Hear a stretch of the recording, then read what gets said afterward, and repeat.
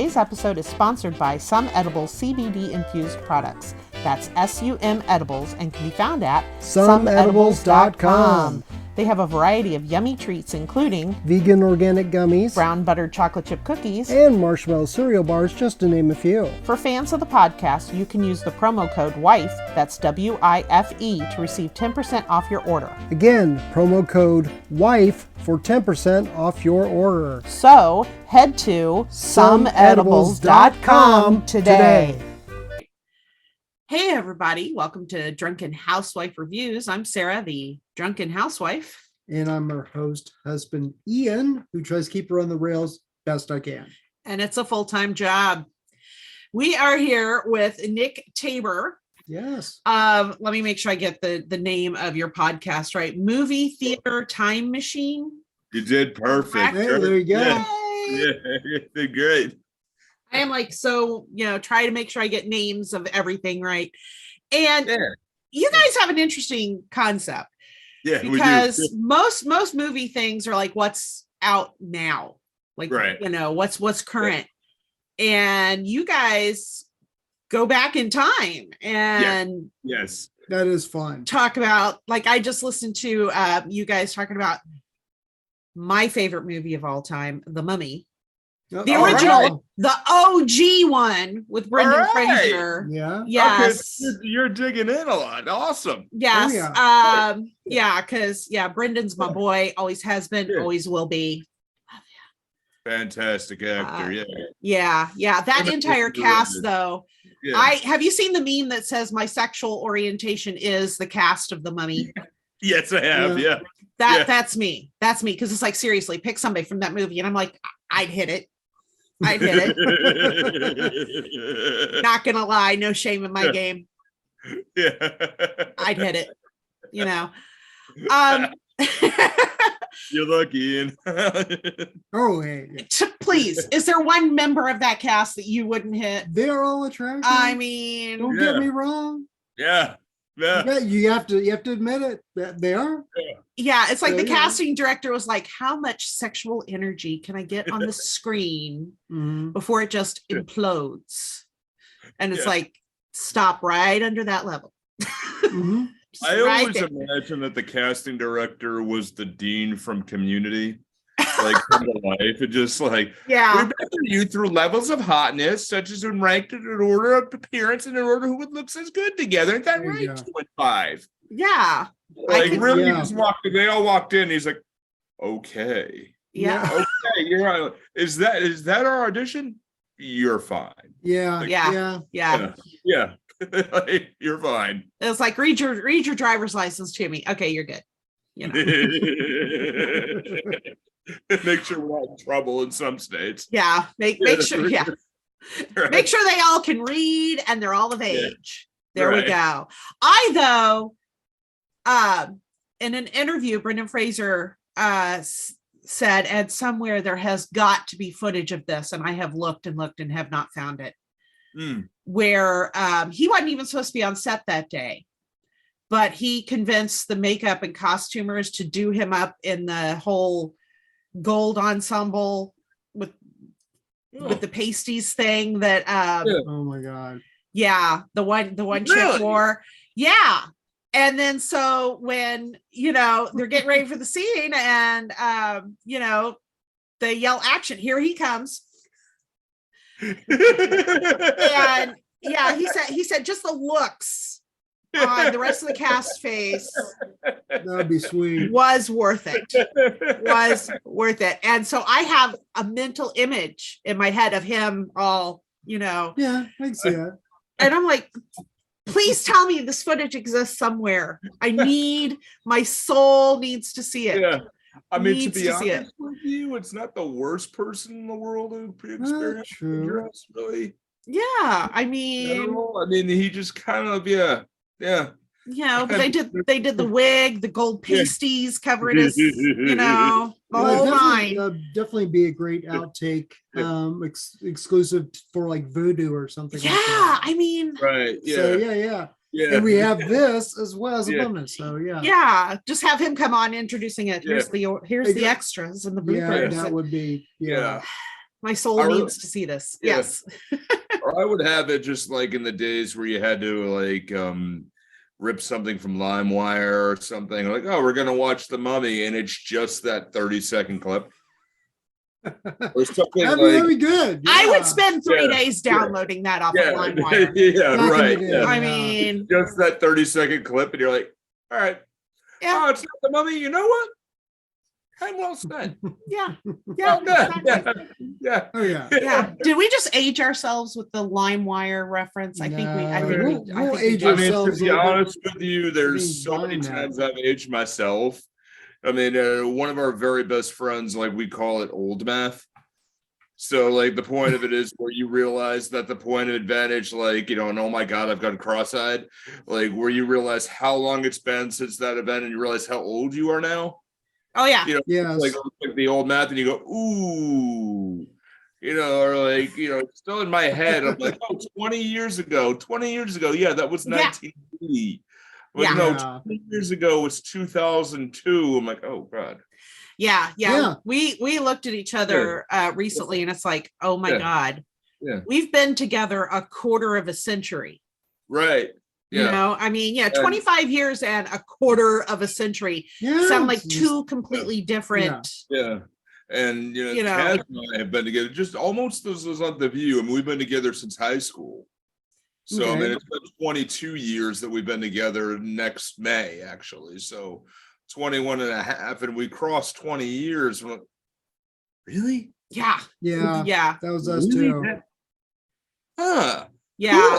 It's yeah, and we do that for like some of the episodes where we've done. We've had this really funny riff of, if you remember whatever we're referencing or something, and like, if you remember what this is, please remember to take your heart medication. Yeah. If you can, if I say the word Aquanet and you can smell it, it's time for a colonoscopy. Time to get the Cologuard, poop in the box, and mail it in. Because pretty much. Yeah. Because seriously, I see just saying Aquanet, I can smell it, I can taste it. Yeah. So it's time for a colonoscopy. So how did you guys come up with this concept? Because I mean, like I said, most movie places, most movie podcasts are like, what's new and current. Exactly. Yeah. It kind of derived from that. So there's a few stories that kind of come about. So first off, I'm a huge, I started the idea of the podcast. I was on a podcast with a really good friend of mine, Josh, and him and I kind of had this relationship for a while when we worked together, but we called it I Bet You Can't. So where we told each other, like, he's like, oh man, and he says, I bet you can't create a podcast just as good as mine and outdo mine. I'm like, all right, I got you. And challenge accepted. Yeah, I'm like, fine, no problem. And the guy who ran the studio that we were affiliated at the time, really liked the episode, and he's like, you know what, you could do an episode yourself. And I talked with Kaz about it, with my wife, and we're like, yeah, maybe we could do this. And we thought about fun ideas, and the original concept came about was, I was super close to my grandmother, and my grandma really pushed old Hollywood in my head. With many things. Like, one of my favorite movies of all time is Jimmy Stewart's Harvey. Yes. Yes. And like, that is just a comfort classic. And then you could put it on and go, oh wow, what a coincidence, that's my name too. And then and random things. And we're like, all right. And then they said, what if we just did older movies? And our friends of ours who are on the podcast with us, our co-hosts Dan and Joss, they were really big fans of it. And Dan worked at Blockbuster for a very long time, and he was that movie snob. That would judge behind the counter and like, you're renting that again, and would do that. And I just personally, like, we're having a beautiful time, where you could stream basically any movie, and spoiler alert, the majority of the movies we watch are streamed, but you celebrate theater when it was in theater, and when you had that date night, and you went out, you got and as it was a tradition with my wife and I when we started dating. It's like we go get a couple slices of pizza and then head to the movie to see something, and that whole experience, getting the tickets or seeing it in that communal experience of the theater, which is going away. And that experience of it. And the original concept of movie theater time machine was we would do a lot of improv review. So we had this claw machine, time machine, and one of us would play a character of the year the movie was released and then try to review that concept. But then it just got weirder and weirder and weirder. And eventually we just we reviewed the first one that comes off the top of my head is we reviewed Bill and Ted's Excellent Adventure. But we reviewed it from the point of view of the character's name was Ned Reaper. Okay. So it was Death in Training. Yeah. Okay. Gotcha. Trying to do it. Death in Bill and Ted is. It was just we were doing the Bill Sadler character, but just goofing on that. Yeah. Sure. Like one of the episodes we still get emails about every now and then is our review of Good Burger, which one of the quintessential 90s movies for all of us, and it was the first time this cast in its current form all got together, and one of the main characters played by the actor Kel Mitchell, a guy named Ed. So we played the evil version of Ed, known as Ted, who worked at a place called Mediocre Tofu and was a hardcore vegan. And the quote every now and then when we were reviewing it is, we went to protest it, we protested about burgers, and then we realized it was really nice. I went and got popcorn, watched it, and I kind of enjoyed it. And just, it just got weirder and weirder and weirder. And then, we fell into the concept of let's just really celebrate movies when it was reel to reel. And that's, the tagline of our show. Mm-hmm. Welcome to Movie Theater Time Machine, the show where we keep it real to real. And it really is celebrating that communal concept, because you can watch a movie and you watch sitting on your couch, which you two look like you're very comfortable on yourself. Yes. And you do that, but it's going out, get there and doing that, and that one usher that maybe snuck you a few snacks every now and then, or that one security guard that realized you're wearing the same bulky sweatshirt, because those snacks are always expensive. Oh yeah. You gotta sneak them in somehow. Yeah, right. For those, we watched we used to do it, and we had this oversized bulky hoodie, and we had popcorn just inside the pockets all the time. And I don't know how we walked past anybody here's your ticket. Right? Just ignore the noise. Or that giant smell of butter for somebody who looks really cold. Yeah. It's 95 degrees outside, but I have and you're wearing this hoodie hi. But really it's just about we come up with the themes, and what it really has become is therapy for the four of us. And we pulled some celebrities into Steve, who introduced us, pulled some people in. We recently walked through, which was a dream episode, was to review the movie Dolomite with Brad Jones, the cinema snob. Oh, sweet. And I'm like, okay. And then he's like, hey, I got an idea. Hold on. He's like, hey, Nick, have you met Brad Jones? I'm like, hold on a second.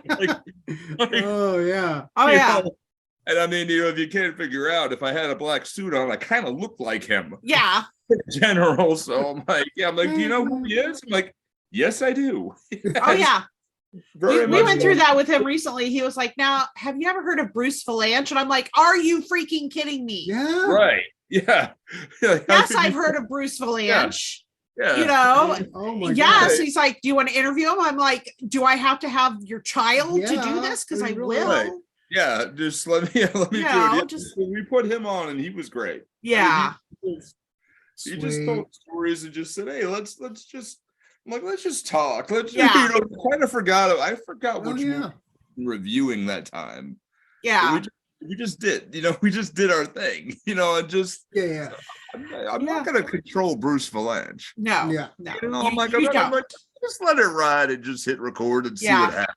Hit record, let it ride. Oh yeah. Hang on. Hope to God you can keep up. Yeah. I say, see, your podcast origin story is a whole lot better than ours, where I got drunk and said, we should do a podcast. And he said, I'm holding you to that. Yeah. And then I sobered up and I'm like, oh man. Yeah, I was like, I got a computer, I got a microphone, let's do this. And so we started doing movie reviews. But yeah, see, we started during lockdown trying to find those hidden gems on streaming. Yeah. That people that people might pass over. Yeah, that is a beautiful thing. And I mean, we had friends of ours introduce one. They had a podcast. It didn't last too long, but they reviewed a movie called Velocipaster. I've heard of that. Yes. It's just like, it's just as weird as it is. And then they reviewed the Sharknado series. Oh Lord, there you go. And then we had I heard about the concept, and it's like, well, I watched the movies. It's like, well, it's guy from 90210 chases and kills sharks that are flying in a tornado with a chainsaw. Like, that sounds like the stupidest movie I'm gonna watch over and over again every time, and love every freaking second of it. Oh yeah, our daughter, she's special needs, and she had a respite care nurse who now has a doctorate in nursing. I mean, this is a very intelligent woman. But all you have to do is go, hey Mary, tell me about the Sharknado movies, and she will take you. She has viewing parties. Oh yeah, for the Sharknado movies. She loves all of them, and I'm like, those are ones that you have to watch in a group. And I mean, it was in the core essential. Those are the movies that have to be communal, no matter how bad they are. Yeah. Well, it seems to me that they're the new version of trauma movies, except it's for cable. Basically, it's exactly the same concept of craziness. I could fill this whole thing with tequila, though, and I don't think I could watch one of the Sharknado movies. I just don't think I have it in my soul. No. You can do that sober, because you have to be with other people and you just riff on it. And some of the little silly jokes, like Ian Ziering, who plays the main character, was on 90210. Yeah. And one of the movies, he's back in time. He meets his parents. His mom is played by Tori Spelling. And they look at each other and she goes, did we go to high school together? Yeah. And I'm like, okay, you're watching alone. And then, there's the fifth movie where they go to England, and for some reason, the prime minister is played by Chris Kattan. Okay. How did we get here? I'm like, it's like, don't ask too many questions because it's just a movie, and you let it ride. And for some reason there's the scene that made me laugh, and I had to stop and watch it and again and again, is like, for some reason all of England's secrets is behind this little bust of Winston Churchill. And there's a little top hat on him that's made out of construction paper. And when you take the top hat off, there's a little button you press. And then all the secrets come out. I'm like, who thought of that sober? Hey, I got an idea. Wait a minute. Hang on. Wait. I got it. England. Hold on. And the button on Winston Churchill's head erases all the secrets. Yes. Somewhere there was a meeting. And that happened, I'm sure. Everybody else is drunk, and you just get that, sound of just. Yeah. Just there are, like, there are a lot of things out there. Get a paycheck. Yeah, there are a lot of things out there that I'm like, I want to know what drugs or alcohol went into the creation of this, because there is no way. And how were they able to measure it to have that same luck again? Yeah, it's like there's no way. Just those kind of ideas. Yeah, no way they came up with this stone cold sober. And if they did come up with a stone cold sober, then I'm going to need a psychiatric eval done on that. Because one movie that is written stone cold sober, and you watch it and you go, what the hell? Like it boggles the mind, is a movie by a guy, Neil Breen. And it's Breen. It's called Fateful Findings. Okay. The movie I reviewed that spawned Movie Theater Time Machine. And I'm like, okay, this cannot be that bad. And I watched it, I'm like, oh my God.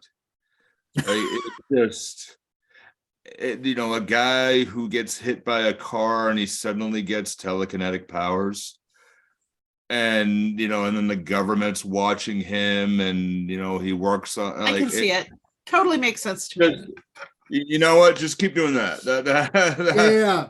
That hits, and you're just like, what happened? And then he's president, he kills the president of the bank. And it just gets weirder and weirder. And then you watch it and you just feel like, like you drank that entire pineapple.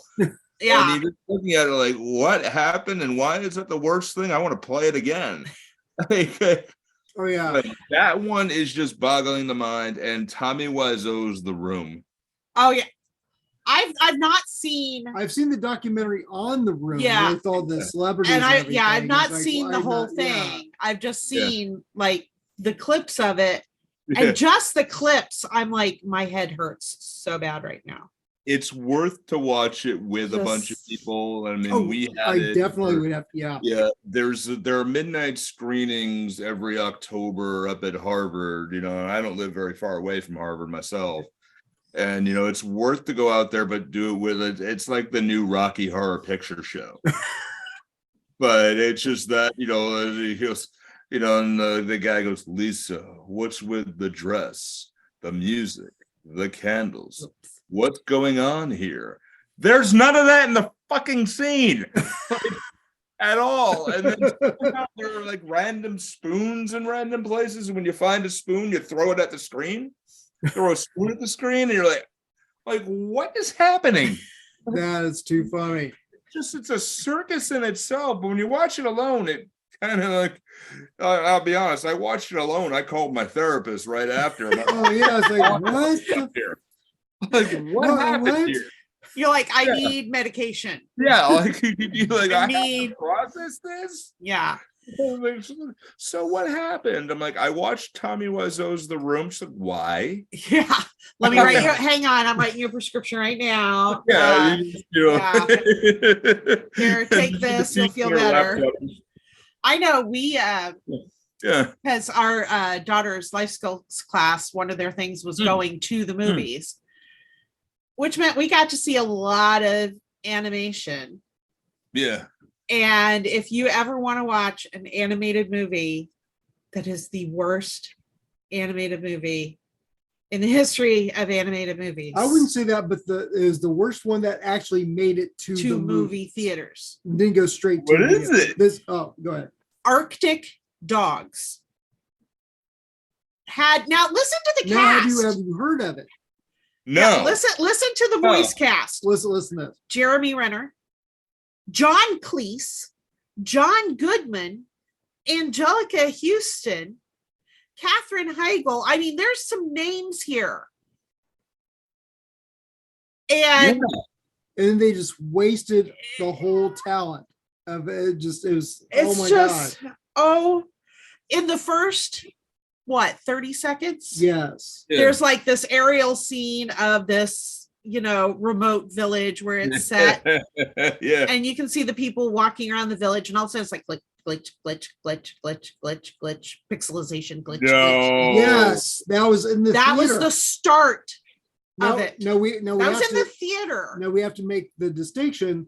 When we put that on as our first movie to review on our podcast. I watched it. She couldn't do it. I couldn't do it. I turned it on. I'm like, I can't. I'm like, I have to do this to take notes.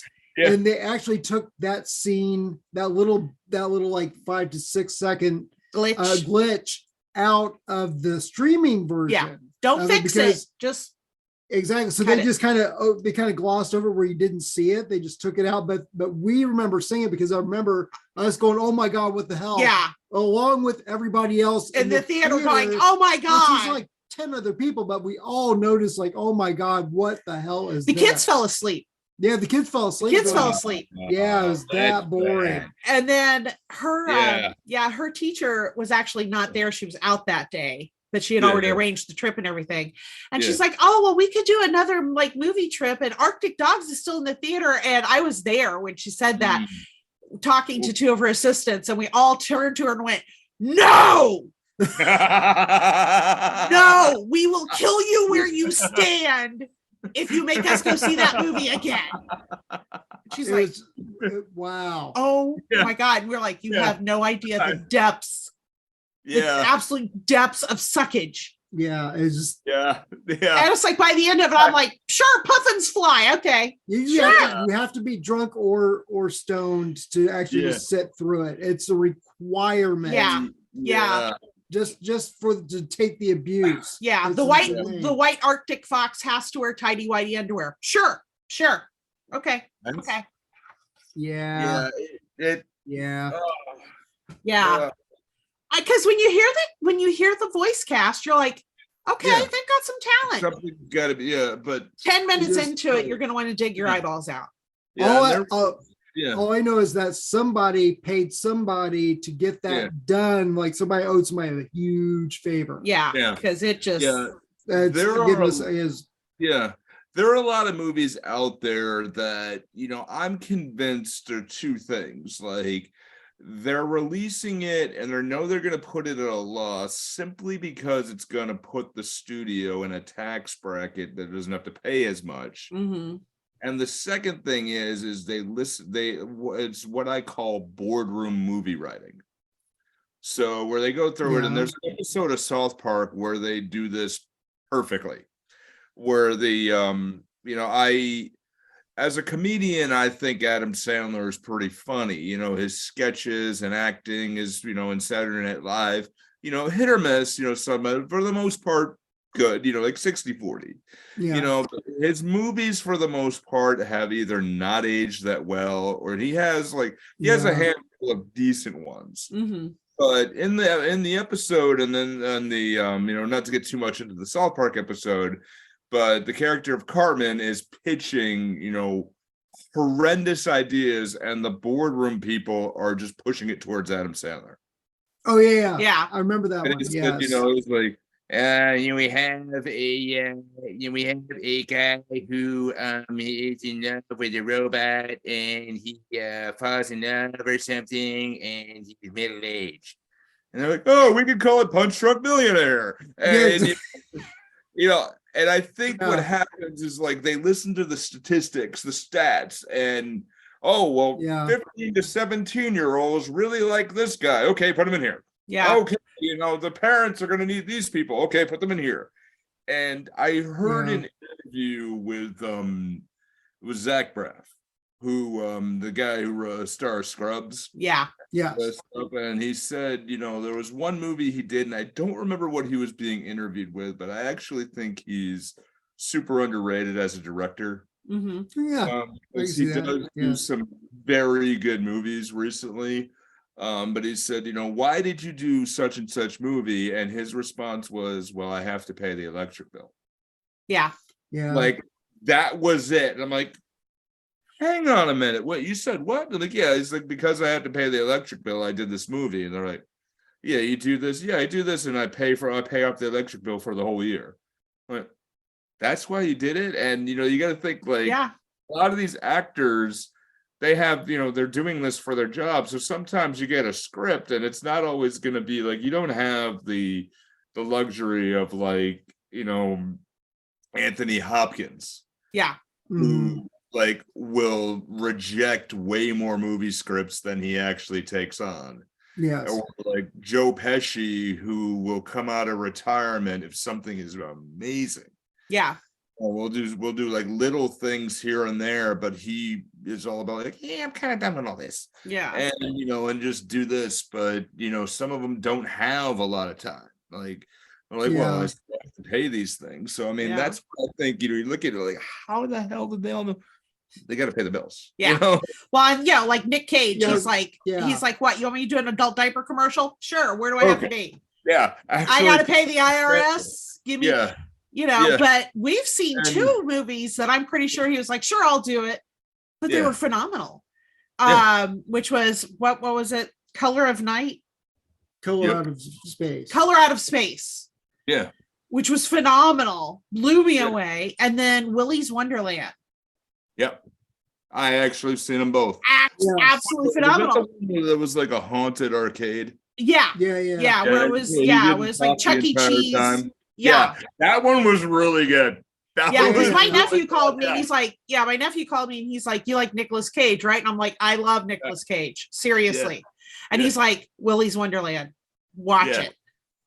And I'm like, oh yeah. And he kind of does. He's got some great lines in there, and I'm like, oh, okay. And then I watched the whole thing, and I'm like, that's a great joke. He didn't talk the whole time, but you knew. Yeah, exactly what was going on. Yeah, but that is in personally, like that is one of my favorite types of comedy is where comedy doesn't have to like people don't even have to say a word. Yeah. Oh yeah. You don't have to do that. Like there's a scene where he's in the car. I think he's driving away with a girl, and they're like, "Oh, we made it. We do that." Like, I think, let's go back, and he just goes, and I just busting out laughing. He's like, "Are you really?" Like, you're really I can't remember which animatronic it was. But it was him and the girl, and they were going up against the animatronic. And then he's like, looks at his watch, and it's break time, so he just hands her the knife and walks away. And it's like, yeah, that's what I mean. He's is one of those that there's very, very rare breeds where somebody will say something, and there's one of them that he's done that does the same idea. But there's a movie, The Wicker Man, where he did his version of it, and my wife and I watched that years ago, but we watched the British version of it that was from the 70s, and then that one made me so mad. Yeah, but that one made me mad, the 70s one, because I'm watching it and it's like, I know a lot of Wiccan and pagan people, and I'm watching that and I'm like, this is just pissing me off so bad. It's like, I've never had a movie make me that mad. It's like, but when you watch that one and then immediately watch the Nicolas Cage version right after it, it makes his movie 10 times funnier, and it's not supposed to be a comedy, but it is. Yeah. Okay. Gotcha. There you go. And when you watch the original and then watch what he did, he low-key produced it. Uh-huh. Okay. And they say like, well, we gotta, okay, let's do that. And the scene that's added in where he's running in a bear suit and then decks an old lady. Okay. Out of nowhere. And there are clips on YouTube where they put chariots of fire over it and others. Okay, now I have to check it out because I didn't want to watch it because, like I said, the original. By the time the end hit, I was like, I hate this movie. It's so much. But Wicker Man, the new one, so much. So I got to give the Nicolas Cage one a try. Comedy just from Nicolas Cage because he's playing such a serious cop who has no jurisdiction there. By the way, doing whatever the hell he's doing. He's like, you're all under arrest, and like how the cop came up to you and like Nicolas Cage went, you were in trouble. Yeah. Like, how can you not laugh at that? You'd be like, okay, dude. No. Go back to Valley Girl and I'm just gonna find my daughter. Yeah. And it's like him and like a far better actor who kind of is the same, Keanu Reeves. Like Keanu Reeves always playing, will always be Ted. Will always be Ted, Theodore Logan. But he's still consistently playing that surfer dude, but it's just so damn funny. Which made him great in Dracula. It's like, so they're like vampires. Okay? Yeah, right. And like they fed off of me, but I didn't feed off of them. So now I'm gonna go marry Winona Ryder, okay? Yeah. Or Devil's Advocate. Oh yeah, there you go. Well, just him and Pacino together is just train wreck and just wow. Yeah, you're just like, hang on, I gotta get some popcorn. Yeah, exactly. Yeah. Pacino is the devil. That's the one that sold me when I saw this originally. And I got that one.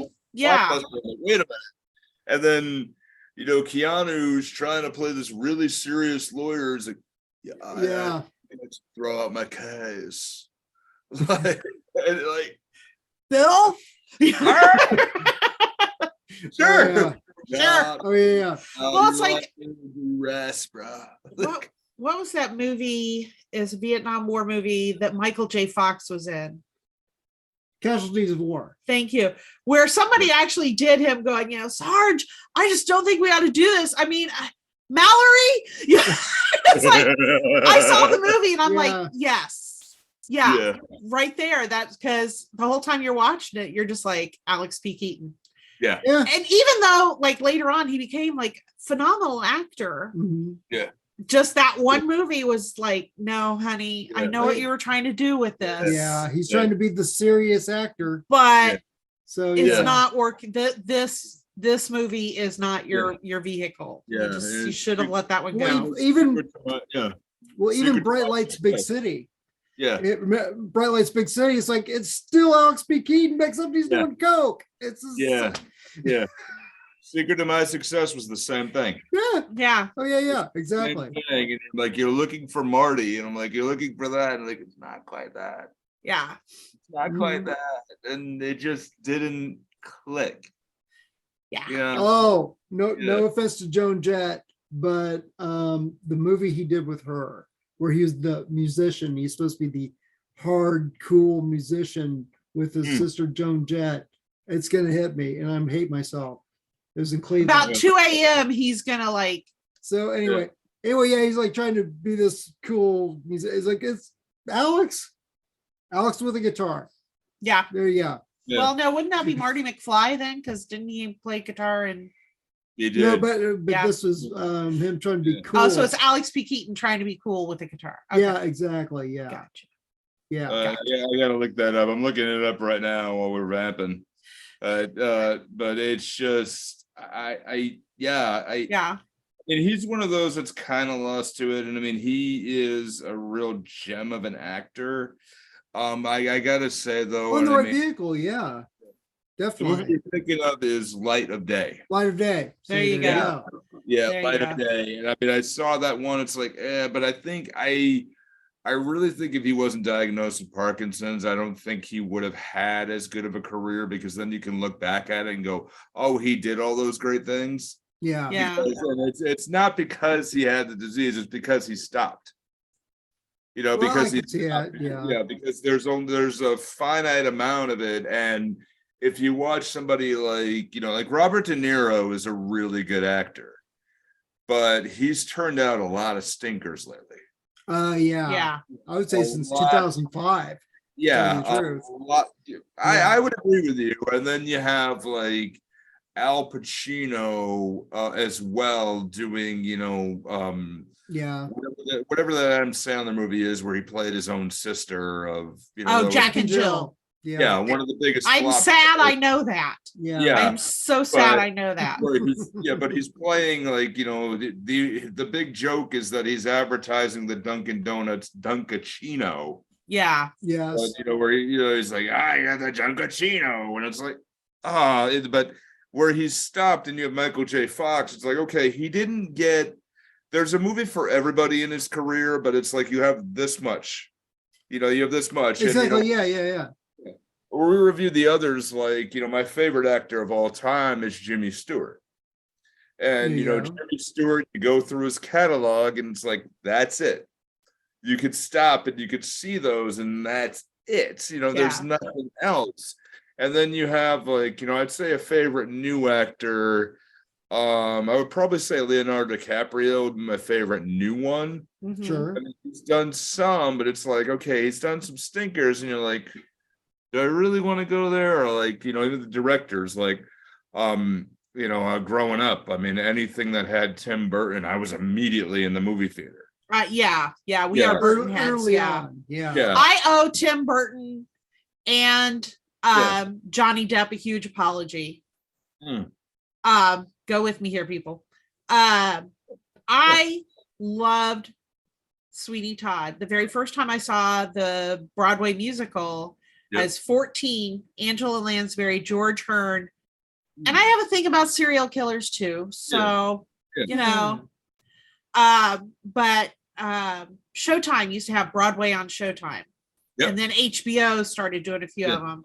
And so that's how I got to see it. And it became one of my favorites. It's like, she got it on DVD. Yeah. And if I'm cooking, somebody will be like, what are you making? The worst pies in London. I mean, then Tim, I was like, the only person that could do a movie version of it would be Tim Burton. Mm-hmm. But I swear to God, if he cast Johnny Depp as Sweeney Todd, I'm going to hurt him. Because I had like Danny Elfman in my head. I mean, come on. Danny Elfman is Sweeney Todd. I'm like, yes. Yeah. He's got the voice for it. He's got that crazy look. Yes, it'll work. Yeah. I mean, he did most of his music anyway. Yeah. And then he's right there. Then he announced it was going to be Johnny Depp. And I'm like, fuck. Yeah. But a friend of mine is like, I want to go see it because I love Tim Burton. Yeah. Let's go see it. And I'm like, all right, I'll go see it. And then I saw it. It's like, fuck, now I owe him an apology. Yeah, he did pull off pretty well. He did a phenomenal job with it. I think he did. Yeah. I think he did very, very well, except for the very end. Then you're coming off that. And I'm not going to knock anything of that because that's a very good version. Mm-hmm. But he teased for years before that was Alice in Wonderland. Yeah. Which was a total mess. Yeah, I did not. Yeah. From start to finish. I mean, why are you going to show how the movie ends in the first 15 minutes? Yeah. You open the scroll, there's a scene. I'm like, all right, that's how it's going to end. And I turned to my wife. My wife was like, no. I'm like, that's how it's going to end. Yeah. That's how the movie's going to end. And I'm like, are you really?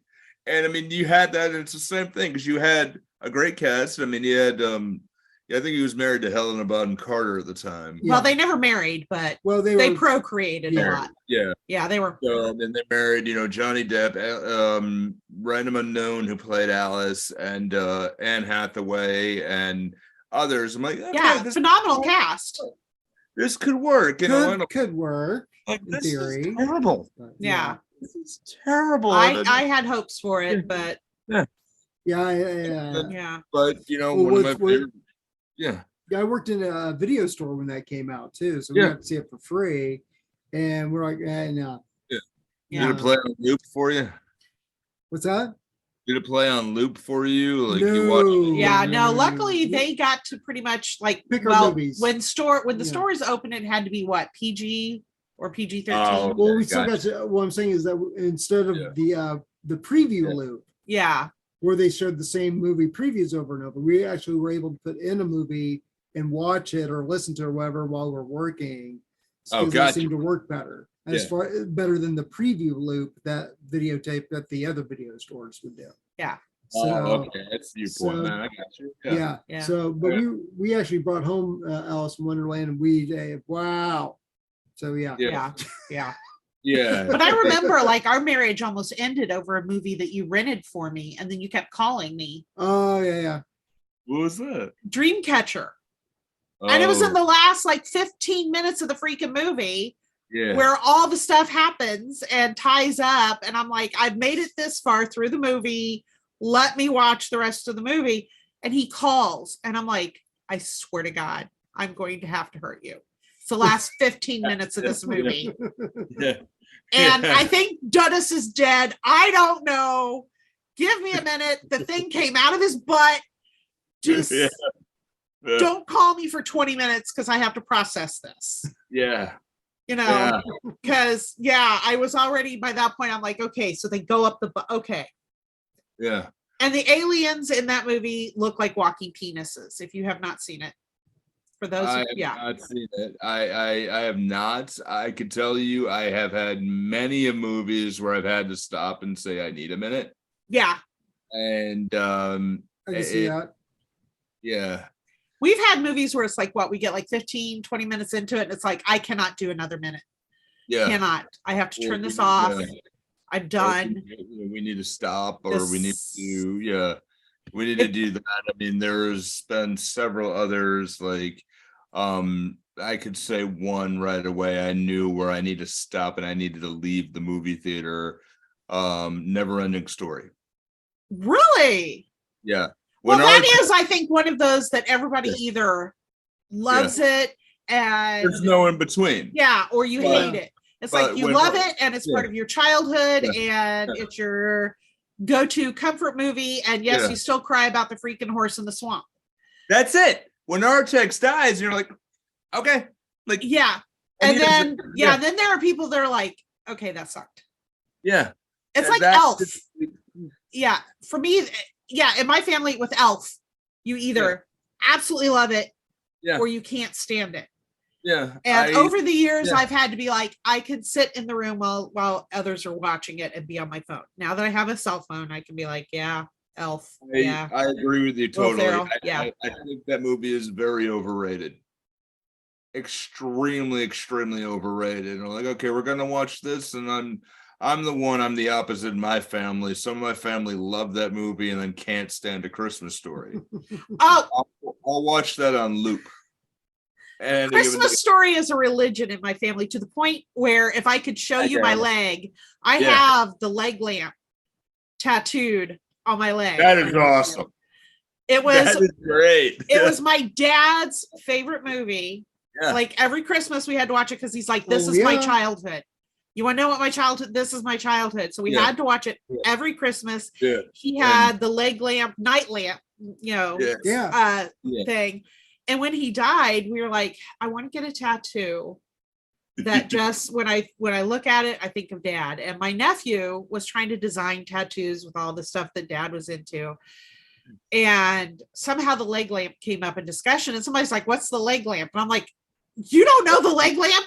Hang on. And I Googled, and you know how it does the suggested. I typed in leg lamp and it suggested, you mean leg lamp tattoo? And I'm like, why, yes, I do, Google. I mean leg lamp tattoo. And I was like, this is what I want. So on my left leg, like, awesome. Like from just below my knee to my ankle. Yeah. Is the leg lamp. I mean, what a quotable movie, and a movie that bombed in the theater. I know. Oh my God, nobody understood it. And it is one of those that lives in my head rent free. Yes. And then the Bumpus' dogs, and are others like that. And every time I see something, like to give you a little bit about me, in reality, like for a little while post pandemic lockdown, I worked for a nonprofit and I ran a COVID clinic. Okay.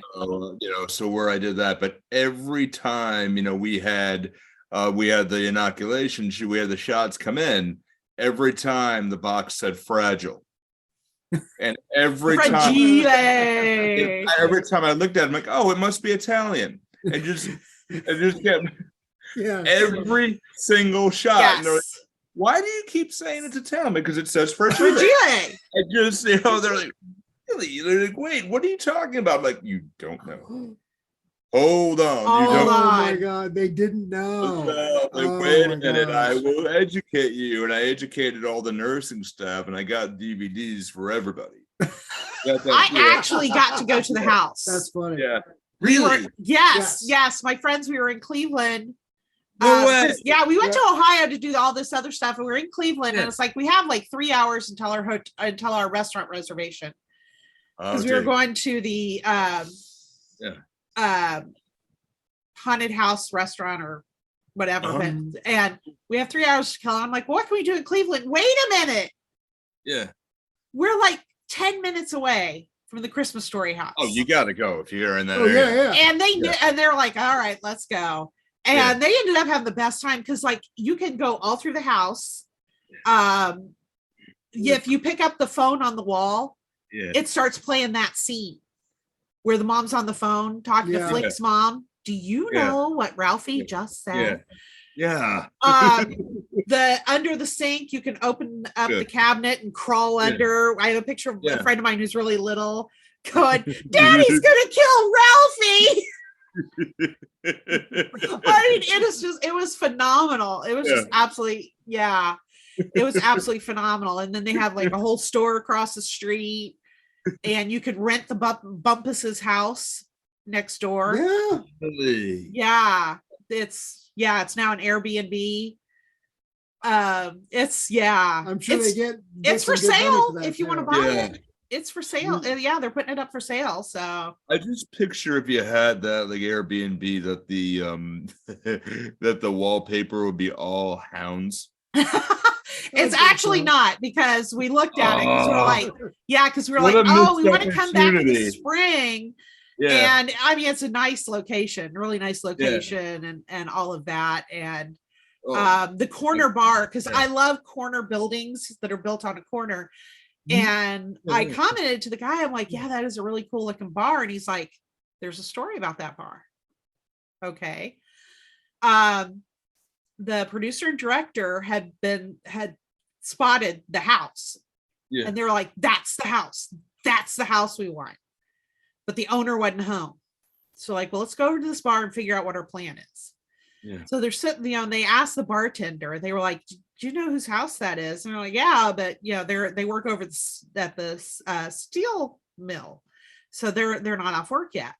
And they're like, oh, okay. So they're gonna sit and have, a few beers and talk over plans and all of that. And more people kept coming into the bar, and they're still talking about, God, that house is so great. I hope we can hook up with the owner. And finally this guy comes up and goes, why are you talking about my house?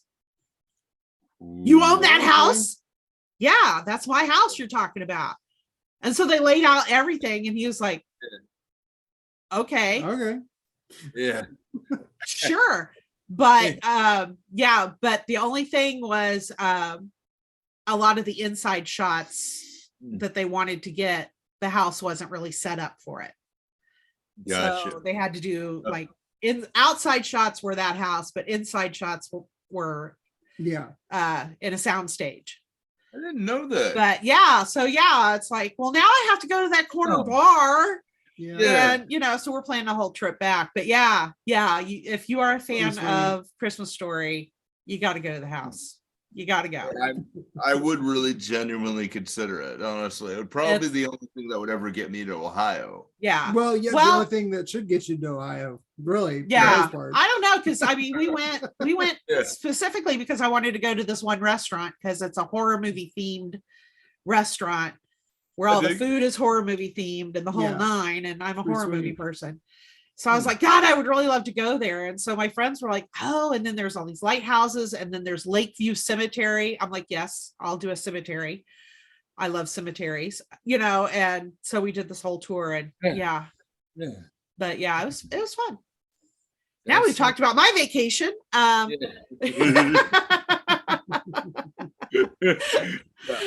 I just love talking movies. This is cool, man. I mean, that's I think kind of what led us to our podcast too. It pretty much was, especially with stuff that we think is kind of offbeat or unique. And it's just a unique take on these things, not just the blockbuster. Like, I'm not going to do Top Gun or anything like that. I haven't. Or Marvel Universe. It's like, whatever. But it's just because like everybody's going to talk about the unique stuff that's like, oh well, that there's a lot of really good stuff that in the past as well that was kind of under the radar. That was still really good, as well as and those can be better movies. And we grabbed those too, and then we did a few months of Alfred Hitchcock years back. Oh, there you go. And we're considering, jumping in to do that again. But we said, what can we do for that? And then, we found things like Rare Window, which is, just superb. Grace Kelly, Jamie Stewart. I mean, everything about that movie is just fantastic. Oh, yeah. all of it, and then we found Rope. Oh, Rope. Yes. Yeah. If either you know who that one is, I don't. He obviously does. I don't. Yeah. Okay, Rope is a movie that is based about two guys who want to throw a party, and they, for fun, see what it's like to kill somebody, and they stuff the body into a chest. But the entirety of the movie is made like it's entirely one shot. Why haven't I seen this movie? It's I need to find this movie. It's one of those that you think Alfred, okay. I said Alfred without thinking anything. Alfred Hitchcock, what's the first one you think of? Psycho, of course. Yeah, bingo. Yeah. But you picked others, and I'm like, what about Rope? And I'm like, what is Rope? And then we found another one. It was Alfred Hitchcock's only time he ever tried comedy. Is a movie called that no one knows about. We reviewed it. It was hysterical. It was a movie called The Trouble with Harry. I've heard of it, but I've not seen it. Okay. Yeah. I believe, and I mean, I really believe it's on YouTube. Okay. Yeah. The Trouble with Harry is there's a lot of those we call it, hey, it's that guy. I've seen this once. I've seen this actress in so many places. It's a small town, everybody knows everybody in the middle of Vermont, and they find a dead body. And they have to hide the dead body because if somebody finds a dead body in this small town, everybody's going to go berserk. Okay. So they have to find ways to hide the dead body, Harry. And they just, it rolls from there. And it's funny. It's a 50s movie, and it's just all you see is the man's shoes. And then one scene where you did it, and I haven't seen it in a while, but my memory's right. Like you see people walk around, and one guy walks across the street wearing Harry's shoes. They're like, wait a minute, he doesn't have those kind of shoes. Wait, he's got Harry's shoes. And they got to devise a plan to get the guy's shoes, buy the guy's shoes, and get it back on the dead guy. Okay. You have to add that to my list. Add that to the list. But it's wonderful. It's just wonderful. But there are ones with good actors or good things. Jimmy Stewart, like we did a month with Jimmy Stewart, and we had the curator of the Jimmy Stewart Museum on. Oh, cool. Oh, wow. Which very was cool. Just sensational. I mean, sweet. Just sensational. She's like, tell me when you're coming. We're going to just let you in and let you wander the movie, wander the set. And I'm like, sure. Again, it's just things I want to do eventually is to do a recording of a show. They have an 88-seat theater, and I would love to record in that theater. That would be cool. That would be very cool. Do one show there. But there's a movie we did that was we reviewed them like, okay, we've done Harvey and others, and everything you could think of when you think of Jimmy Stewart. And then there was The Man Who Shot Liberty Valance. One of my dad's favorites. There you go. Yeah. Very few people know about the movie, but a quick synopsis of it. Jimmy Stewart moves into a town, as a lawyer, starts teaching people, does things. You have Liberty Valance, who is this, outlaw criminal terrorizing people. And his friend is John Wayne. And it's John Wayne to the point where he kind of forgot how to act. And I'm convinced he forgot people's names. Because it's the stereotype where he calls everybody Pilgrim. There are lines in the movie where he's about to remember. He's like, hey, Pilgrim. And just knowing that alone, we're just like, he's walking around. Pilgrim. And that is for free on Hulu. I gotta see that. Okay. Now I'm questioning like everything my father ever taught me. If this is one of his favorite movies. Oh my god. Maybe it was ironically one of his favorite movies. I hope. Who it could have been? Dear Father.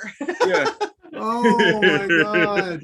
But it is great. I mean, my grandfather was a diehard John Wayne fan. As is his mother. Yeah. Yeah. Like you could not say a bad thing. Why do you say anything bad about John Wayne? Like, my sister had a boyfriend at the time, and they all had dinner, and it was like back when she was in high school, and my family is very much, oh, you're dating somebody, come on, let's go have dinner, let's get to know each other, and very welcoming. And he did a bad impression of John Wayne and kicked him out of the house. They're like, no, babe, like, sorry, there it is, there's the door there. So I mean, if he said anything bad, you could not say anything bad about John Wayne ever. And I mean, I know he would be looking at that going, yeah, that ain't that good. Yeah. Yeah. That ain't that good. You gotta get out there, and you could run for Senate. Pilgrim. And it's just sweet. Oh, now we're gonna have to add that to our list too. Yeah. You should. You really should, because it's a fantastic Western.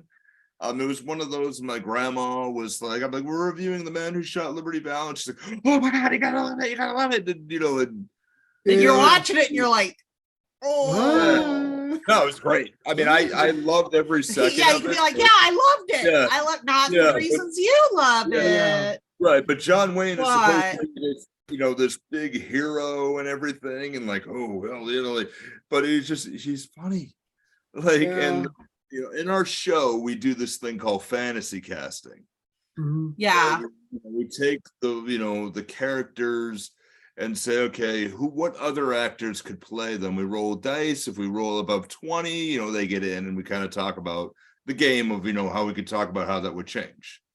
Now, The Man Who Shot Liberty Valance, you probably had from earlier in our conversation, I said, who could play John Wayne's character? And I said, Nick Cage. Oh my God, I was just thinking. I was just going to say it's either Nick Cage or Keanu Reeves. No, Nick Cage. But I would have to go with Nick. Yeah. Nick Cage. Yeah. Like I rolled it. It was a 25, and I just, you can't do that, man. Like, oh my gosh, that would be the best parody reboot. Yes. I think. Yes. With Nick Cage playing the John Wayne character. Yes. I think you could pull that off. Speaking of reboots, though, we're not big fans of reboots, but every once in a while you get to go. That would be a good one. Yeah, but that would be a good one. Yeah, Stephen Joyner, mutual friend there. Yes, right before we were getting ready to do this interview, he said to ask you about the new Indiana Jones movie. Oh yeah, we actually just had the conversation too. Yes. So I am always a fan. I'm a fan of anything retelling of any story. I'm like, okay, you want to reboot? Cool. Might not work, but let's give it a shot. Yeah. Indiana Jones, I think Harrison Ford has overstayed his welcome. He's like, what, 80? Yeah, I really think he is overstayed his welcome. He is just, what is he trying to prove? It's like where I'm a fan of 80s and 90s wrestling. Can you imagine Hulk Hogan going back in the ring again? No. Like, you look at it and you go, why? Like, what are you doing? What do you have to prove? Yeah. There's nothing more to it. And one of our co-hosts, Dan, he fights us on this all the time. We try to talk about Indiana Jones and the Crystal Skull. And there are only 3 Indiana Jones movies. It's like there are only 3 Indiana Jones movies. So I mean, like, if you had that, it's like to my thing, like the Karate Kid. Yeah. 3 nearly perfect movies, and then they do the one with Hilary Swank. Yeah. It's just a dumpster. And you're like, you turn Mr. Miyagi into this glorified mystical man who knows martial arts. Miyagi fixed you. And like, what are you doing? And it's like, you had this, stop. Yeah. Yeah. Let it ride. And now, granted, one of the things is that I don't think anyone could imagine the culture we have now. Like, where you have one of my very good friends had pictures and was he got to chat for a while with Loretta Swit at a con, who played Major Margaret Houlihan from MASH. Yes. Still makes a decent living retelling stories of a job she had nearly 50 years ago now. Oh yeah. Yeah. Like, I don't think they could have ever imagined that, but it's like, okay, you stop and you just tell stories like that. Like, now you have Cobra Kai on Netflix, which is absolutely fantastic, an extension of those 3 movies. Yeah. Like, what else are you gonna say, or what else are you gonna do? But I'd say with Indiana Jones, it's like, yeah, what do you have to prove? Yeah. Exactly. You've already melted Nazis how many times now? Some stories can lend themselves to that, but some just cannot. Yeah, eventually you've got to be like, okay, and then he ends up on a beach retired. Okay, we're done. Yeah, we're done. Yeah. Stop. No, it's just, you're done with it. You've done some great stuff. Let it ride. And I mean, and every once in a while, do it. Like, go to a con, put the hat on, crack the whip, and leave. Because I can tell you, because I work Days of the Dead conventions, and there are times when it's like, okay, we've got this guest that they haven't done anything in forever, so they're probably not going to have a huge line. And then the next thing you know, here we are Saturday, balls deep in people lining up around the block to see this guy who hadn't been in a movie in 20 years because they freaking loved the movie he was in 20 years ago. Yeah, exactly. And it's just it's mind-blowing sometimes when you think about it. It's like, okay, we had Alice Cooper. Yes, Alice Cooper's going to have a huge line. Yeah, that's a given. That's a given, but then you have somebody that, like Lance Kerwin, who was in Salem's Lot in the 80s. Right. Who's going to have a bigger line than Tara Reid. It's like, and then but you just said it yourself, though. Yeah. You have this, but those are movies that have stood the test of time. Yeah. Oh yeah. And you see this, and it's just, it comes and it goes, it comes and it goes, or or others like I have loved this movie that I used to do with tape trades.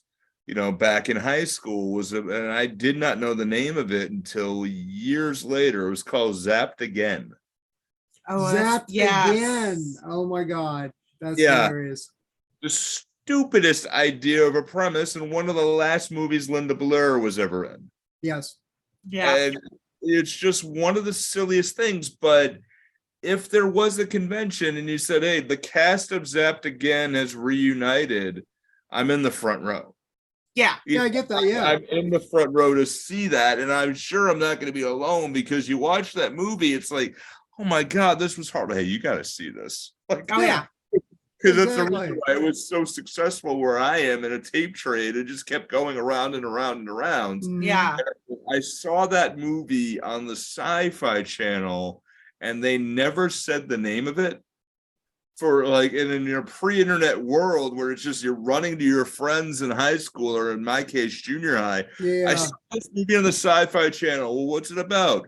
A guy who works at a hot dog shop, and he's in high school, joins the science club, drinks prune juice from a wall, and gets telekinetic powers.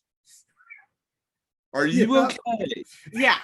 What drugs did you? Was it the blue pills? Are you sure that would have pills? I questioned if this movie was real, and my wife found it. She's like, "Is this the movie?" And Googled and found the trailer poster. I'm like, "That's the movie." That's the movie. Funny. Yeah. It was not a fever dream. It exists. It was real. I'm like, that is it. And we watched it. It's like, oh my God, this is bad. She's like, we got to review this. I'm like, yeah, we have to review this one. And I showed it to our friends, and they're like, yeah, we got to do this on a show. And they watch it like, wait, what? Like, how is this a thing? Yeah, you got to take notes so you can keep track of it. Yeah. Well, there's this, there's a scene in that movie where they're in California, and they got all these, which, by the way, fun fact on that, it's the same high school from the first Karate Kid. Oh, really? High school for that, yeah. Okay. Okay. Yeah, it's the same high school. They just filmed a different area. I'm like, that is bizarre. And they're like, well, we got to go to the ski lodge, and they have different clubs you got to join, because if you're not in a club, then you're gonna get kicked out of school because 80s reasons. And and then the ski club, it's like, oh, you got to go to the Rager, and this guy who's in a ski suit, who obviously it's 90-degree weather in California. Oh, the ski club is great, and all the crowd parts, and both his legs are in cast. And it just like, how? Yeah. How? And it just gets weirder. And there's one line in the movie, I quoted the joke for years, and he works in a hot dog shop that obviously is run down. And none of these people really went on to do big movies. And he said, and the owner of the hot dog shop is a guy who's just constantly drunk or stoned. And they said, oh man, boss, I found this alien, and this alien I found out was female, and they have their sex organs in between their toes. How'd you know it was an alien? Well, she pinned me down and kept stepping on my crotch. Scene ends, moves on. Okay. Just how, and those are the mind numbers. Like, this was in the movie theater. Yeah. And actually, I have the statistic here. So, I mean, that movie itself was a budget of $24 million. What? Made in the movies. Oh my God. It should have been at $1 million most. It should have been. Yeah. Now, you want to guess how much money it made in the theater? 50 million. Probably about a couple million, maybe. I don't know. At the most. Did they make their money back? Okay. There's a clue. It flopped. Yeah. So, did they make their money back at least? No. 10 million. No. I said $1 million. $1 million? Was it lower than $1 million? Lower than 100,000. Oh wow! Oh my God! 87. That's just people buying popcorn and leaving, man. Yeah. Wow! $87,500.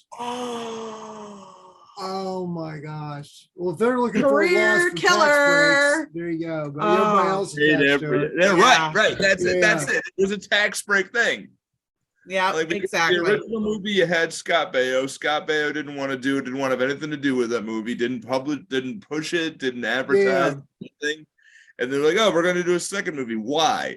Somebody will pay for it.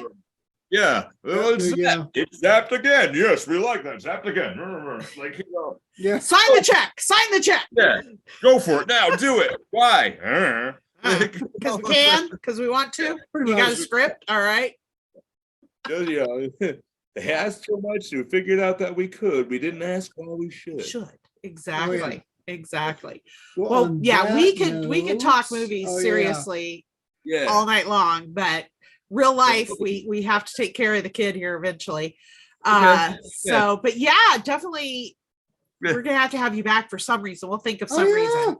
Just talk, or hey, I'm open. Have us on to review a movie. Because we've seen a few movies in our time. A couple of three. Yeah. A couple in the theater. A few of them. This is for me. It's been about 5. Yeah, 5 or 6. Yeah, somewhere in there. So definitely we'll have to collab or something, because you're fun to talk to. Well, here's the here's your chance to plug whatever you got going on. All right, yeah, sure. Hit us. So, Movie Theater Time Machine, we're at the time of recording, we're about to build our website finally. You can catch us anywhere, just Google Movie Theater Time Machine. I think it'll pull up Hot Top Time Machine as well. You kind of find us in the middle there, but anywhere where there's a podcast, and we're on everywhere. Our email, movietheatertimemachine@gmail.com, the best way to come in contact with us. Also our Facebook page, so please go ahead, reach out, share wherever it is. If you play the fantasy casting game, please send us your thoughts as well, and you might make it onto the show the next time, because that's the stuff we love. Okay. Sweet. We love. We're like, oh, switch this around. I'm like, All right, cool.